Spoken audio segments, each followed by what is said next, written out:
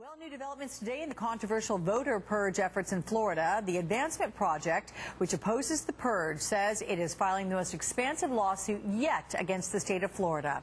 The organization says the purge is in violation of federal voter laws. The new case follows legal suit and a countersuit by the U.S. government and state of Florida this week. It's been a lot of back and forth here. Leila McDowell joins us now. She is with the Advancement Project. And Leila, with a good day to you, and thanks for being here. What is different about your lawsuit that comes this week, and why is it significantly different than the Department of Justice lawsuit?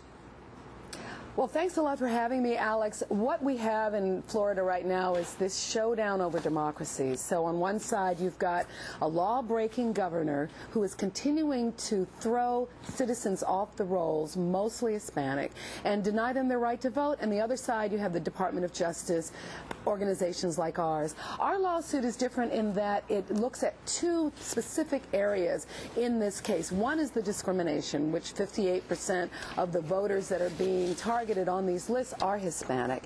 And the second thing that it looks at is the 90-day rule. Under the National Voter Registration Act, there's a rule that says you cannot start these purges within 90 days of an election. And there's a really good reason for that. It's because it creates chaos, it creates intimidation, and a lot of mistakes are made. We talked about the other day Bill Nicola, who's 91 years old, World War II vet, born in Brooklyn, who is being challenged. He's been voting for about 50 years. And if he doesn't prove his citizenship within 30 days, he's going to just get thrown off the rolls. One of our plaintiffs didn't get the letter because she moved. If she didn't respond in 30 days, she's off the rolls. And she's not going to find out until she goes to the voting booth and tries to cast her ballot and is told no. Yeah. So is this how democracy works? Really? Well, look, for his part, and I don't have to tell you, but Governor Rick Scott says the purge is necessary. Let's take a listen to what he says.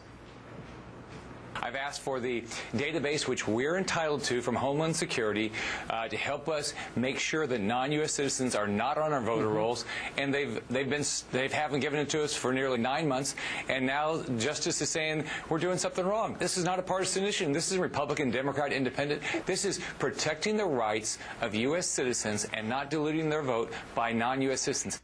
And as you know, Leila, they say they have found, I'm looking at the number, 86 non-citizens who've been removed from the voter rolls since April 11, all of whom they allege had voted in previous elections. So, you know, does the state make any point, at least with those 86?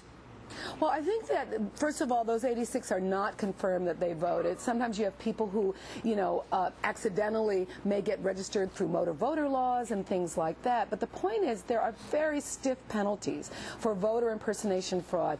A minimum of, you know, $10,000 fines and 5 years in jail, which is the federal law. Some states have even more severe penalties than that. So the laws are already there. Everybody wants integrity in those voter rolls. But the reason you don't do it within 90 days is because of what happened in 2000, for example, where tens of thousands of mostly African-American voters who should have been able to vote were denied their fundamental right under democracy to vote because they were using flawed lists, which is the same case here, to try to challenge their voter eligibility.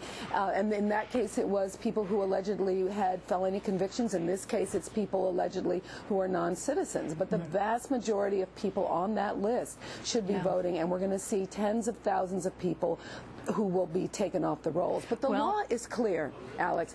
I mean, the law is clear, and that's what's in violation. And the law says you cannot do it within 90 days, and that's the reason for that law. But the point is, whether you like the law or not, you've got to uphold it, and you don't break it for partisan gain, which is what's going on right now. Well, you know what, Leila McDowell, we're going to have you back again. It'll be a lot to watch and see what's happening as we lead up to Election Day. So thanks. Come see us soon. Thank you, Alex. Okay.